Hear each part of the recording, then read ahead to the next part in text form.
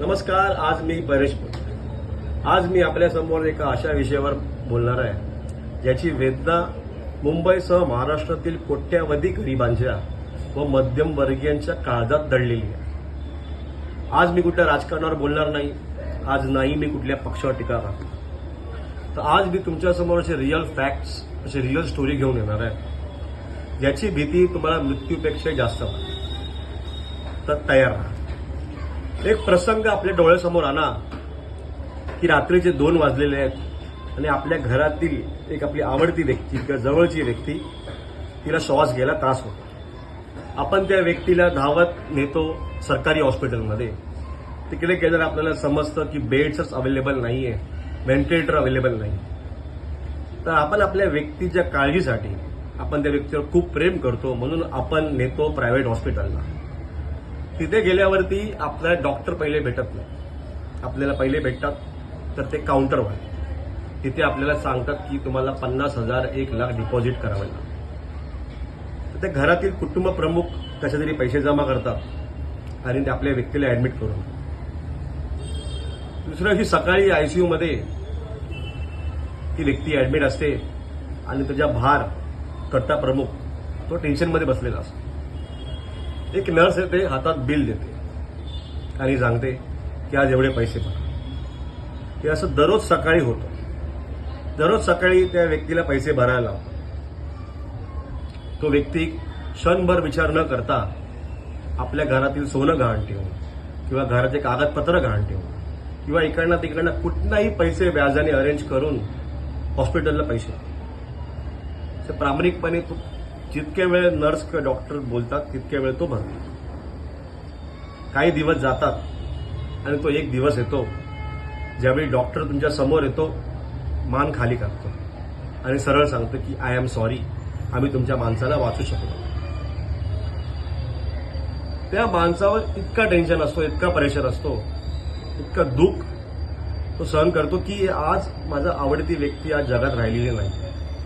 तेवढ्यात परत एक नर्स येते, त्याच्या हातामध्ये बिल देते आणि सांगते की पेंडिंग पैसे भरा आणि बॉडी घेऊन. हो, ते खरं आहे. ऑलरेडी माणूस गेल्याचा त्रास आणि उरलेले पैसे भरायचे तो एक प्रेशर. प्रश्न इथे पैशांचा नाही.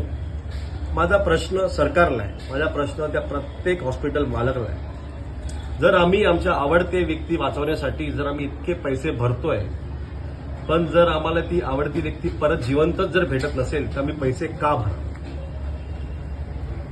किंवा पूर्ण पैसे का भरा, याचं उत्तर मला कोणीतरी द्या. मला ही गोष्ट अजूनपर्यंत समजत नाही. प्रश्न इथे पैशांचा नाहीये. मी तुम्हाला एक साधा उदाहरण देतो. एखादी स्त्री घ्या जी इतके वर्ष राणीसारखी जगलेली असते घरामध्ये. अचानक तिचा नवरा हॉस्पिटलला ऍडमिट होतो. त्या नवऱ्याच्या उपचारासाठी ती कसे तरी 10-15 लाख अरेंज करते, पैसे भरते, तेच व्याजाने बिजाने पैसे काढते, भरते.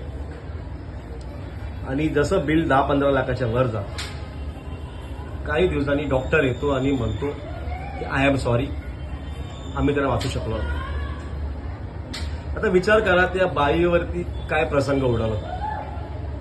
बिचारी कुठलं ना कुठलं घर काम करून ते पैसे भरत असतात. आज तिचा नवरा जाऊन जवळजवळ 1-2 वर्ष झाली असतील तरी ती पैसे भरून त्यांच्याकडनं पैसे घेतले, ते पैसे परत इमानदारीने करतात. एखाद्या मुलाला विचारा की तो वडिलांना वाचवण्यासाठी त्याची पूर्ण सेव्हिंग घालवतो, तरी त्याला वडील परत जिवंत भेटतात. प्रश्न इथे पैशांचा नाही. प्रश्न इथे इतकाच आहे की असा एकमेव व्यवसाय आहे तिथे आपण 15 ते 20 लाख रुपये इन्व्हेस्ट करतो आणि आपल्या हातात मिळते ती फक्त डेड बॉडी. फक्त डेड बॉडी. डेड बॉडीवर लागणारा जो सफेद कपडा असतो ते पैसे आपल्याला भरावे लागतात. गरीब लोकांची काय अवस्था आहे हे तुम्हाला अजून समजून सांगण्यापेक्षा मी तुम्हाला अजून थोडंसं अजून चांगलं उदाहरण देतो. आता आपण जाऊया मेडिक्लेम या विषयात. मेडिक्लेम मध्ये 2 प्रकारचे मेडिक्लेम असतात. एक कॅशलेस आणि एक रिएम्बर्समेंट. एक मध्यमवर्गीय व्यक्ती जो महिन्याला 25,000 कमवतो त्यातले 3,000 ते 4,000 तो मेडिक्लेमला ईएमआय भरतो. कधी असं कुठलं प्रसंग अंगावर आलं तर मला मेडिक्लेम उपयोगी पडतं.